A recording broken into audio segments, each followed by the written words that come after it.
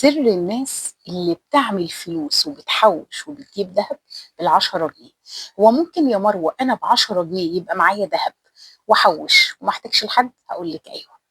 سر ال10 جنيه ده سر الناس اللي بتعرف تحوش من غير ما تجهد مرتبها او تيجي على اولادها او تيجي على نفسها، وفي نفس ذات اللحظه هتجيب الذهب وهيبقى معاها قرش على جنب، وممكن كمان تعملي دفتر توفير وتعيني فيه.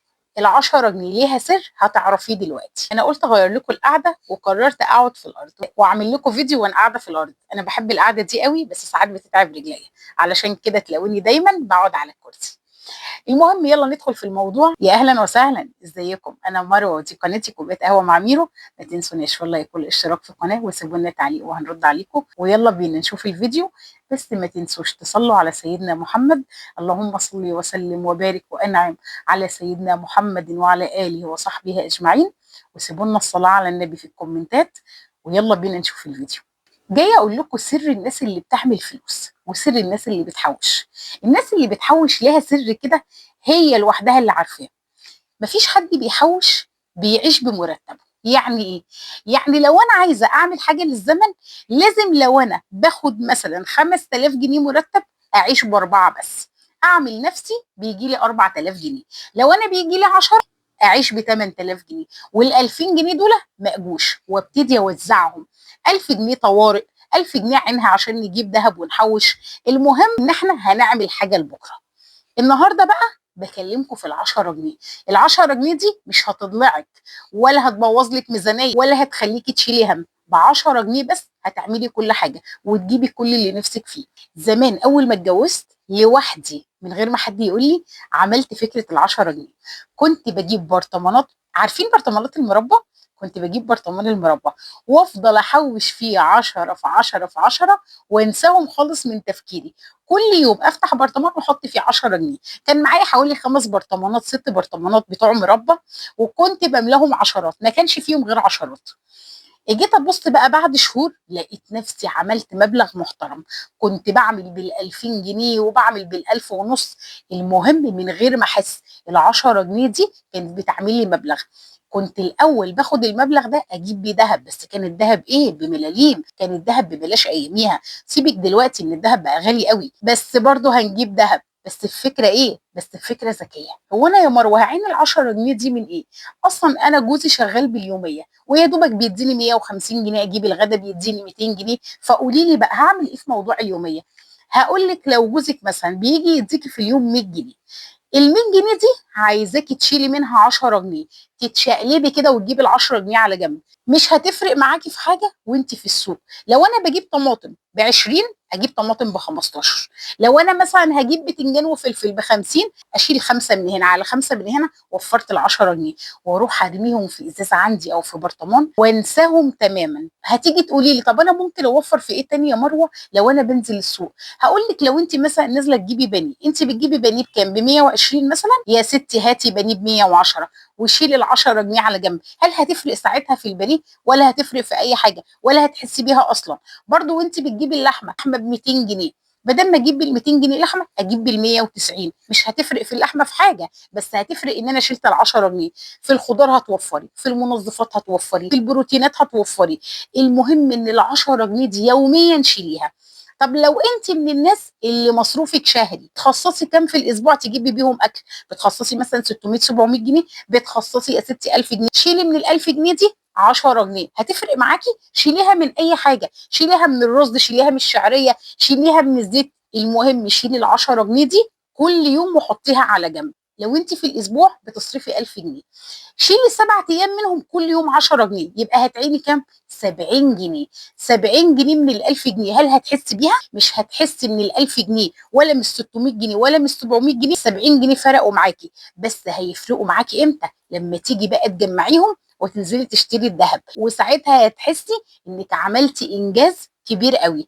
ما تستقليش بال10 جنيه وما تقوليش هي ال10 جنيه تعمل لي ايه. لو انت من الناس اللي ما بتحسبهاش كده وما بتبصش دلوقتي لبكره، عمرك ما تعرفي تعيني حاجه.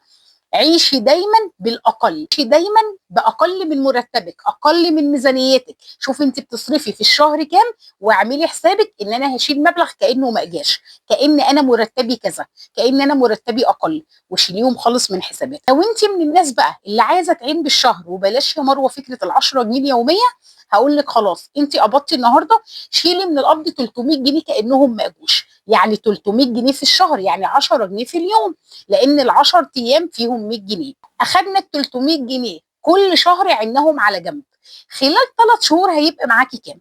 هيبقى معاكي 900 جنيه. مش الشهر 300، في ال3 شهور هيعملوا 900 جنيه. اعمل ايه بال 900 جنيه؟ اخد ال 900 جنيه واجري على بتوع الذهب. اشتري ايه؟ اشتري قفل، اشتري دلايه، المهم اجيب حاجه ذهب وعينها في الدولاب في علبه كده، وافتح بقى بوابات الذهب في بيتي، وادخل بيتي كده الذهب حتى لو حاجه بسيطه. ابتدي افتح الطاقه دي، وابتدي افتح طاقه الغنى. طاقه الغنى بتيجي من حاجه صغيره. انت كده كل 3 شهور بتعيني 900 جنيه او 1000 جنيه. ولو انت شاطره عيني ازيد، ولو انت تقدري تعيني ازيد عيني، وبرده هاتي بيهم قفل او دلايه خفيفه وعينيهم عندك. كل 3 شهور انا هعين ال 900 جنيه. 3 شهور عندي 900، و3 شهور عندي 900، 900 و900 1800. كده في كام شهر؟ في 6 شهور. يعني في السنه هيبقى معايا كام؟ هيبقى معايا 3600 جنيه. 3600 جنيه انا جبت بيهم ايه اصلا؟ جبت بيهم ذهب. فلو انت هتحسبيهم بقى على اخر السنه ان انا جايبه ذهب ب 3600، حسبتهم في الذهب هتبقى ازيد، ان الذهب بيزيد مش بيقل. فلو انت جيتي حسبتيها بقى على اخر السنه ان انا جبت حاجه في حاجه في حاجه، عملتي ثروه وانت حاطه رجل على رجل ب 10 جنيه ومن غير اي مجهود ولا تعب.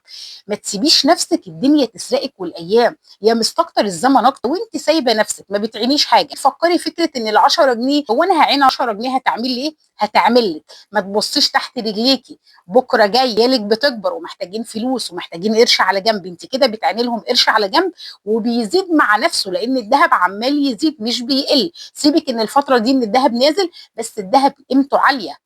من الحاجات التانية اللي تخليكي تعرفي توفري ان انت تستغني عن عادات كنت بتعمليها.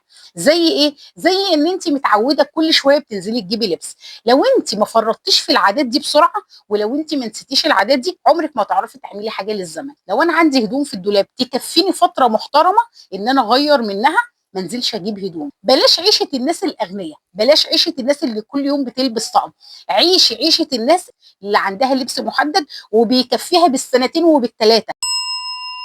بلاش فكره ان انا كل شهر لازم انزل اجيب لي حاجه. لو انت امكانياتك تسمح ان انت تجيبي كل فتره هدوم، انزلي هاتي. بس ده في حاله ايه؟ ان انا اكون بعين لبكره، ان انا بحوش على جنب، ان انا بسيب ظرف للطوارئ زي ما كنت عامله لكم فيديوهات. بلاش تبقي من الستات اللي اي حاجه تشوفها نازله على النت تروح تجيبها.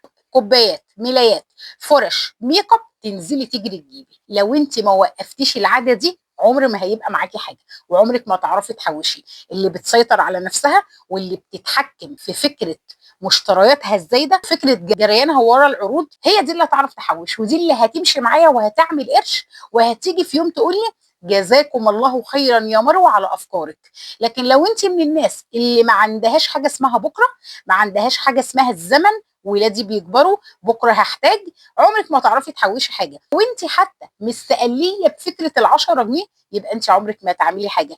اللي ما يعرفش يعمل قليل ما يعرفش يعمل كتير، واللي ما يعرفش يحوش قليل ما يعرفش يحوش كتير. لو كان معاكي ملايين مش هتعرفي تعيني حاجه على جنب. الست الشاطره بتبان في الازمات، وبتبان في الظروف الضيقه. دي الست الواعيه، ودي الست اللي بتعرف تعين لبكره. هتيجي تقولي لي يعني ما ناكلش العيال؟ هقول لك طب ما انا عندي عيال وباكلهم، بس ما فيش حاجه اسمها كل يوم طبيخ، ما فيش حاجه اسمها النهارده ناكل فراخ بكره ناكل لحمه. انا بوزع الايام. النهارده اكلنا اكله كويسه، تاني يوم نتفلت، ممكن كمان تالت يوم نتفلت، بس تفليته حلوه شويه، عاليه شويه، حاجه هم بيطلبوها، زي مثلا الكشري، زي المسقعه، زي الحاجات دي. انا عايزه اقول لك سيبك من كل ده. افتكري جوزك اللي واقف ليل مع نهار وقاتل نفسه عشان يجيب لك المرتب اول الشهر، اللي نكر نفسه وجاي على نفسه وجاي على صحته علشان يوفر لك حياه كريمه. افتكري ان ربنا هيسالك عن الراجل ده. فمادام جوزي مش مقصر وجوزي تعبان، احافظ على قرشه، اجي على نفسي انا في حاجات كتير. فكره ان انت بتعيني هو ده الرد على تعب جوزك. عيني حاجه للزمن.